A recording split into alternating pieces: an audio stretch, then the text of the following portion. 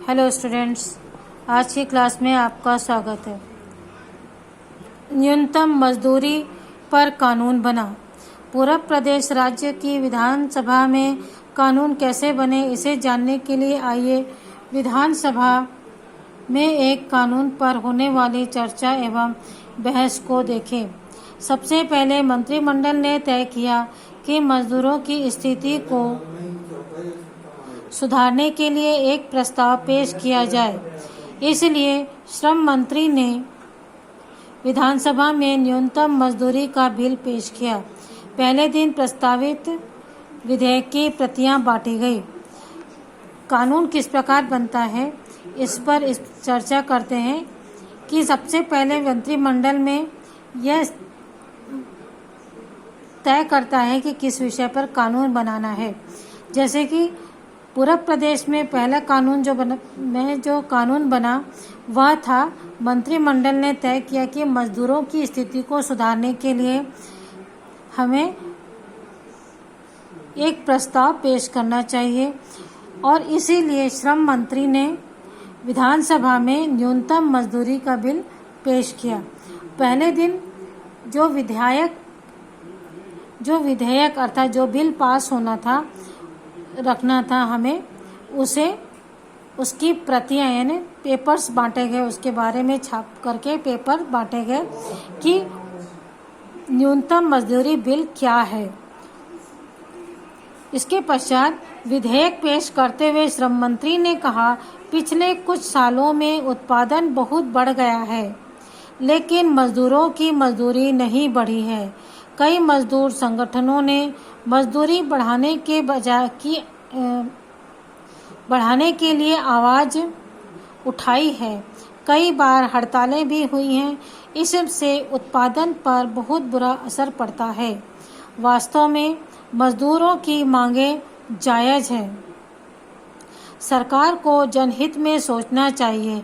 इन सब बातों को ध्यान में रखते हुए मैंने यह प्रस्ताव रखा है। इसमें उद्योगों में काम करने वाले मजदूरों की कम से कम मजदूरी जो अभी 70 रुपये है प्रतिदिन है, उसे बढ़ाकर 100 रुपये किया जाना है। खेतिहर मजदूरों की मजदूरी 50 रुपये प्रतिदिन से बढ़कर 70 रुपये किया जाना है। आप लोगों के पास विधेयक की प्रति है, कृपया इसे ध्यान से पढ़ें। विधेयक पेश करते हुए श्रम मंत्री ने कहा कि पिछले कुछ सालों में महंगाई इतनी बढ़ गई है कि लेकिन मजदूरों की मजदूरी नहीं बढ़ी है।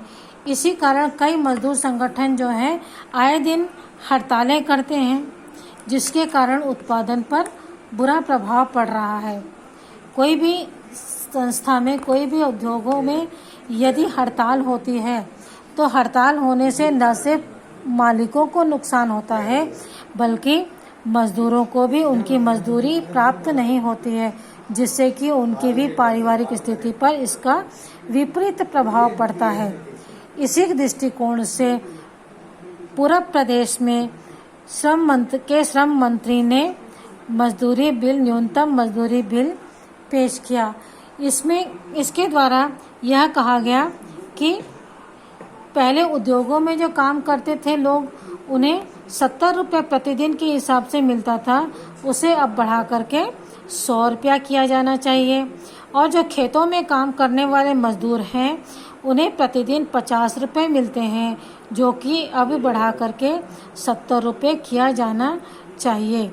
इसके बारे में श्रम मंत्री ने विधायकों से चर्चा की। यह तो सही है बच्चों कि जिस अनुपात में महंगाई बढ़ी है और उत्पादन भी बढ़ा है, उसी अनुपात में उत्पादन भी बढ़ा है, लेकिन मजदूरों की मजदूरी में कोई विशेष परिवर्तन नहीं आया था। इसी कारण श्रम मंत्री ने यह बिल पेश किया था।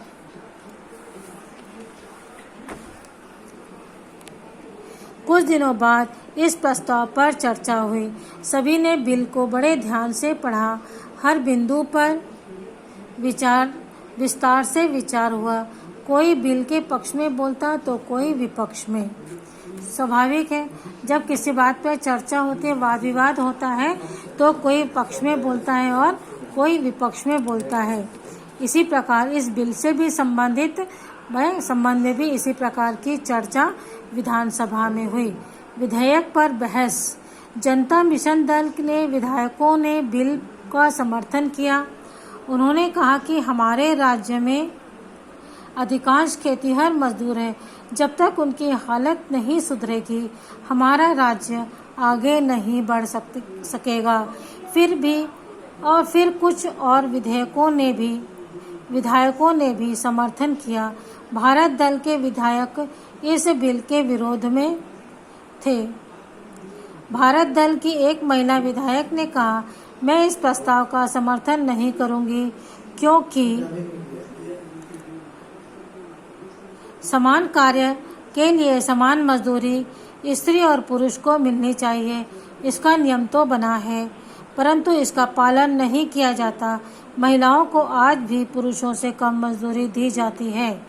बच्चों, पुरुषों से महिलाओं को कम मजदूरी मिलना यह कानूनन अपराध है। हमारे देश के संविधान में प्रत्येक कार्य के लिए जो महिला और पुरुष के द्वारा समान रूप से किया जाता है, उन्हें समान रूप से मजदूरी का प्रावधान किया गया है। यदि ऐसा होता है तो यह कानूनन अपराध है। जनता मिशन दल के विधायकों ने कहा कि हमारे राज्य में अधिकतर खेतीहर मजदूर हैं। यदि उनकी हालत नहीं सुधरेगी तो हमारे राज्य की स्थिति भी नहीं सुधरेगी। फिर भी कुछ विधायकों ने इनका समर्थन किया, लेकिन भारत दल के विधायक जो थे वह इसके समर्थन में नहीं थे। यदि देश के मजदूर सार्वजनिक जनता यदि की हालत सुधरती है, यदि वह समृद्ध होती है, वह राज्य उतना ही समृद्ध माना जाता है।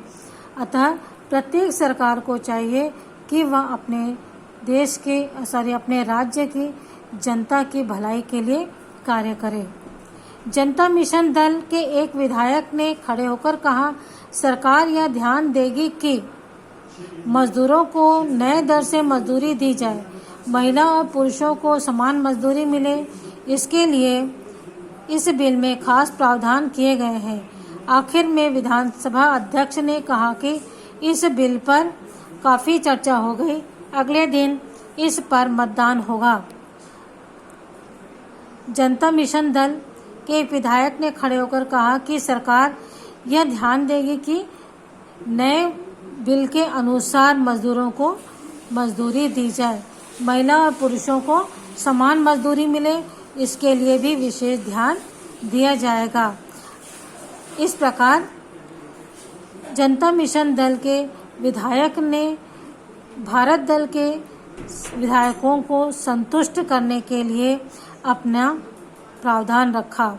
आखिर में विधानसभा के अध्यक्ष ने कहा कि अब इस बिल पर काफी चर्चा हो चुकी है और अगले दिन इस पर मतदान किया जाएगा। मतदान किस प्रकार हुआ देखते हैं। जनता मिशन दल के 38 विधायक एवं अन्य दलों के 2 विधायकों ने बिल का समर्थन किया, लेकिन भारत दल और कुछ अन्य दलों ने बिल का विरोध किया।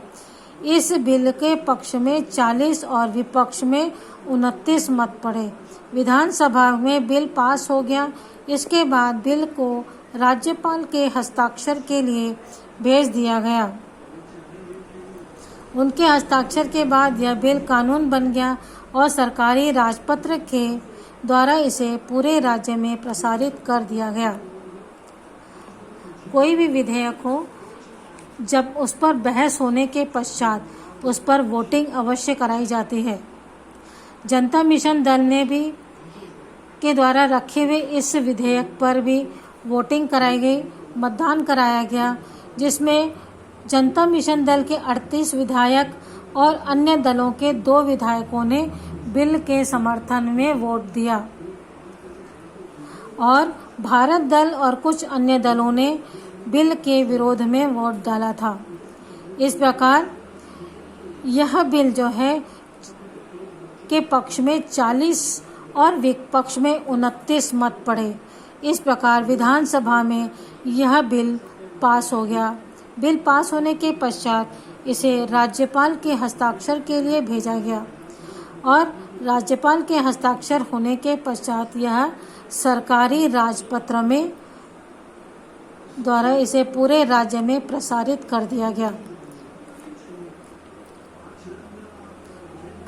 कोई भी बिल हो, यदि सदन में जिस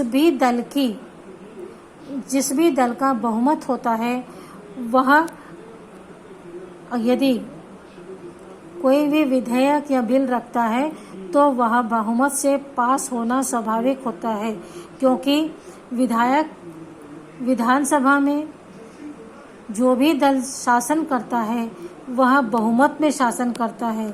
इस प्रकार बिल का पास होना स्वाभाविक है और बिल तब तक पास नहीं माना जाएगा जब तक कि राज्यों में राज्यपाल के हस्ताक्षर उस बिल पर ना हो जाए। राज्यपाल के हस्ताक्षर के पश्चात कोई भी बिल कानून बन जाता है। राजपत्र अर्थात गजट में छपकर यह कानून जिलाधीश और सरकारी अधिकारियों के पास पहुंचा।